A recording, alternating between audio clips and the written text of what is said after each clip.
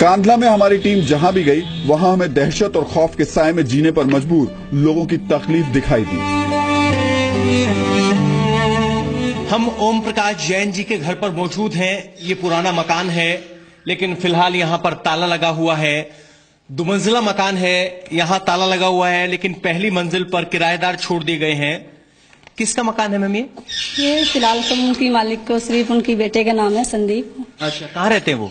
वह सिर्फ देहरादून चले गए। देहरादून? हाँ। कितने दिन पहले गए थे? ये मतलब हम लोग को आने से मतलब 15 दिन पहले सामान ढो रहे थे जब हम लोग यहाँ आए। कितने दिन हो गए आपको आए हुए? हमें 1 साल हो गए। मैं पिछले मई से 1 साल। पिछले महीने से 1 साल हो गया। हाँ। यानी 1 साल पहले वो गए हैं। हाँ, 1 साल हो गए। कांधले में सुनने में क्या आता है? सुनने मतलब ये रहता सब मतलब हिंदू लोग क्यों निकलते हैं, वजह तो कुछ होगी कि काम नहीं चल रहा है, वैसे किस वजह से हिंदू लोग चले गए। मतलब आपको लग रहा है कि निशाना बनाया जा रहा है? अब ये तो नहीं मालूम कह सकते कि मतलब कुछ तो होगी इंसान की, क्यों हिंदू लोग को ही ज्यादा सजा क्यों होते हैं, हिंदू लोग को वही जाते हैं। मतलब क्या माहौल है, क्या वजह है कि इतनी बड़ी संख्या में व्यापारी यहाँ से जा रहे हैं?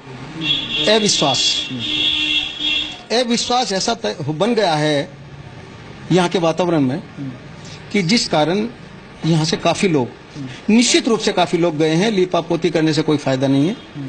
काफी लोग इस बात को, सच्चाई को स्वीकार करने में हिचक समझ लीजिए या हिम्मत समझ लीजिए, नहीं कर पाते हैं। मैं सभी का प्रतिनिधित्व करता हूँ, उसमें हमारे व्यापारी वर्ग में चाहे मुस्लिम हैं, हिंदू हैं, कोई भी हैं, कोई पार्शियलिटी इस मामले में नहीं होती है। सभी का मुझे बहुत प्यार और स्नेह प्राप्त है, इसमें दो राय नहीं है। लेकिन जिस विषय में आपने प्रश्न किया है, काफी लोग जो छोड़ के गए हैं, ये इनको इसी बातों से कह सकता हूँ कि कुछ तो वजह नहीं होंगी, कोई यूं ही बेवफा नहीं होता। और एक समुदाय के लोग गए हैं ये पूछ रहे हैं, तो इसमें तो कहूंगा कि हाँ, एक समुदाय के लोग ही अधिक गए हैं। अधिक से मतलब कि नहीं समझते कि मोटे तौर से एक ही वर्ग के लोग गए हैं। कहीं घर खाली पड़े थे तो कहीं फैक्ट्री बंद पड़ी थी, और वहां से लोगों के पलायन की सबसे बड़ी वजह अपराधियों की बढ़ती हिम्मत और कमजोर कानून व्यवस्था ही थी। ये मकान नया बना है, नई नेम प्लेट लगी है, लेकिन इसके ओरिजिनल मालिक जो हैं ये कंसल साहब थे। कितने दिन पहले चले गए? लगभग साल भर हो गया सर। साल भर हो गया? हाँ, 1 साल हो गया। और कौन थे वो? आपके भाई थे? मेरे भाई थे। किस हालात में वो गए? बस काम तो सही था उनका, लेकिन वो शामिली काम करते थे, लेकिन थोड़ा डर रहता था उनको कि भाई छोटे बच्चे हैं, कुछ दिक्कत ना हो जाएगी। कांधला माहौल थोड़ा गड़बड़ चल रहा था। अच्छा, क्या माहौल में क्या गड़बड़ है? बस यहाँ पे घरों में चोर घुस जाते थे, और मतलब जब से 2 साल पहले दंगा हुआ, जब से कुछ दिक्कत बननी शुरू हो गई थी। अच्छा। कांधले कम से कम 100-150 परिवार जा चुके हैं यहाँ से। मैं तो दहशत में भाग रहे। दहशत में भाग रहे? अभी यहाँ 2 साल पहले झगड़ा हुआ, सारी दुकानें जो बाजार की है उनके सेटरों में ईंट पत्थर बजाए गए, मंदिरों में पत्थर बजाए, कोई भी नहीं पकड़ागा आज तक। कोई नहीं पकड़ा गया? कोई नहीं पकड़ागा। खुलेआम हथियार लेकर घूमे लोग। पुलिस में कोई किसी बात की शिकायत लेके जाता तो क्या कहते हैं? कुछ नहीं करती पुलिस, कुछ नहीं करती। कुछ नहीं करती जी। यहाँ तो कुछ लोग कहते हैं कि भाई ये धर्म वाला एंगल नहीं है, ये वोट के लिए नेता बात करते हैं। मैं तो वोट मांगने आया नहीं, और आपके हाथ में फिलहाल वोट नहीं। मैं आपसे सच जानना चाहता हूँ, वोट वाले एंगल से नहीं, क्या इसमें सचमुच धर्म है? इसमें तो मतलब दहशत ही है जी। हाँ, दहशत। मैं भी बेचने को तैयार हूँ, लेकिन मेरा तो पैसों का जुगाड़ नहीं जो बाहर जाकर ले लूं। वैसे जो लोग अभी भी कैराना और कांधला से हो रहे पलायन को धर्म के चश्मे से देख रहे हैं, उनके दिमाग पर कड़वी बातों का बोझ डालने के लिए हमारी टीम ने देहरादून से कोटा और कोटा से सूरत तक रिपोर्टिंग की। दुख की बात तो यह है कि हर जगह परिवार भले ही अलग अलग थे, लेकिन सबकी कहानी एक ही थी। कोटा में रहने वाले मित्तल परिवार की डरावनी कहानी सुनिए, जिन्हें कैराना सिर्फ इसलिए छोड़ना पड़ा क्योंकि कानून व्यवस्था के नाम पर वहां मजाक चल रहा था। वहाँ पे माहौल की बहुत दिक्कत हो गई थी, माहौल खराब हो गया था। रोजाना अपना बदतमीजियां, गुंडागर्दी अपना चल रही थी। प्रशासन कुछ कर नहीं रहा था। बस बच्चों की टेंशन थी, बिजनेस की टेंशन थी, हर टाइम टेंशन रहती थी। वहाँ पे प्रॉब्लम्स तो बहुत ज्यादा हो गई थी, लाइफ की कोई वैल्यू नहीं है वहाँ पे। अभी हस्बैंड के साथ में भी कई बार मारा पीटी हो चुकी है, जैसे नहीं बैठने देते थे, जो फ्री में बैठते हैं उन लोगों को, तो वो लोग हाथापाई पे भी आ जाते थे। कई बार इनको चोट लग चुकी है, और बच्चों के लिए कोई सेफ्टी नहीं है। कुछ ऐसा ही हाल सूरत में रहने वाले इस परिवार का भी है, जो अब कभी कैराना नहीं लौटना चाहता। सर, जब कैराना छोड़ा तब ऐसे हालात वहाँ थे कि भाई हिंदुओं लोगों को जबरदस्ती अगर हुआ तो भाई भगा दिया जाए, या उनकी जमीनों पे, जायदाद पे कब्जा कर लिया जाए। ऐसे हालात वहाँ पैदा कर दिए गए थे। कभी नहीं जाऊंगा कैराना में, तो नहीं जाऊंगा कभी भी। हमें देहरादून में भी कैराना से जान बचाकर भागने वाले परिवार मिले। और इनका भी वही कहना है जिससे उत्तर प्रदेश की सरकार इनकार कर रही है और राजनीतिक रोटियां सेकने वाले कुछ नेता सांप्रदायिक रंग दे रहे हैं।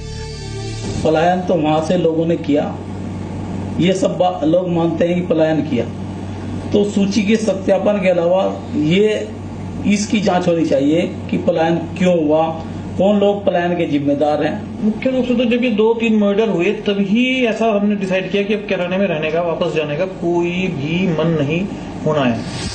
हैरानी इस बात की है कि पिछले 6 दिनों से हम लगातार ये मुद्दा उठा रहे हैं, लेकिन लोगों की तकलीफ समझना तो दूर, नेता मामले की गंभीरता ही नहीं समझना चाहते। ये पूरी तरह से एक नाटक और ड्रामा की शक्ल में इन्होंने, भारतीय जनता पार्टी ने इसको प्रवृत्त किया है, वो भी 2017 के विधानसभा चुनाव को ध्यान में रखते हुए।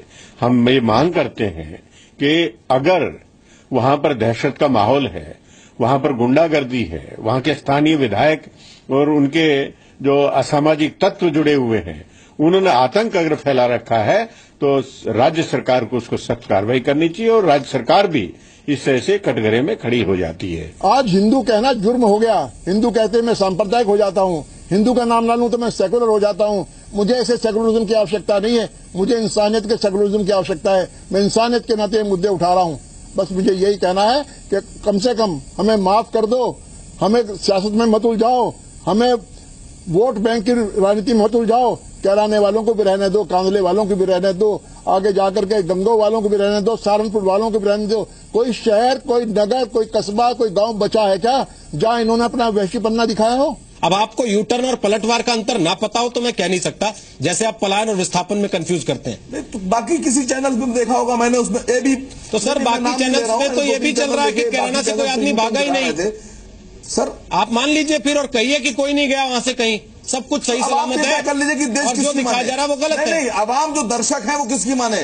जी न्यूज की नहीं, जी न्यूज की सच्चाई माने या बाकी चैनल जो दिखा रहे हैं वो बुद्धि विवेक है। आप ये तय कर लीजिए कि दर्शकों के पास अपनी बुद्धि विवेक है। सर दर्शकों के पास विवेक है, लोगों के पास तभी वो देखने के बाद ये तय करना जानते हैं किस पे भरोसा करना है, किस पे नहीं। कुल मिलाकर कहें तो स्थिति गंभीर है। कैराना और कांधला का पूरा सच देश के सामने आना चाहिए और उसे किसी भी कीमत पर नजरअंदाज नहीं किया जा सकता। सूरत से भागीरथ पटेल, कोटा से हिमांशु मित्तल और देहरादून से सोनू सिंह के साथ पवन नारा, जी मीडिया, कांधला। सच आपके सामने है, कैराना और कांधला में जो हो रहा है वो ठीक नहीं है। इसलिए आज हमने कैराना के साथ साथ कांधला का दर्द भी देश को दिखाया। हमने पश्चिमी उत्तर प्रदेश में नेताओं और कुछ पत्रकारों और मीडिया हाउसेस की नफरत नीति को एक्सपोज किया। अब सब कुछ आपके सामने है और हमें लगता है कि कैराना और कांधला के दर्द को झूठा कहने वालों को जनता माफ नहीं करेगी। ये वही लोग हैं जो दादरी, मालदा और जेएनयू के बाद अब कैराना में भी यही कह रहे हैं कि सब कुछ ठीक ठाक है। आपको ऐसे लोगों को पहचानना होगा और जी न्यूज इसमें आपकी मदद करेगी। कैराना और कांधला की 100% शुद्ध रिपोर्टिंग आपने सिर्फ जी न्यूज पर देखी है और आगे भी ग्राउंड रिपोर्टिंग का यह सिलसिला सच की मशाल लेकर चलता रहेगा।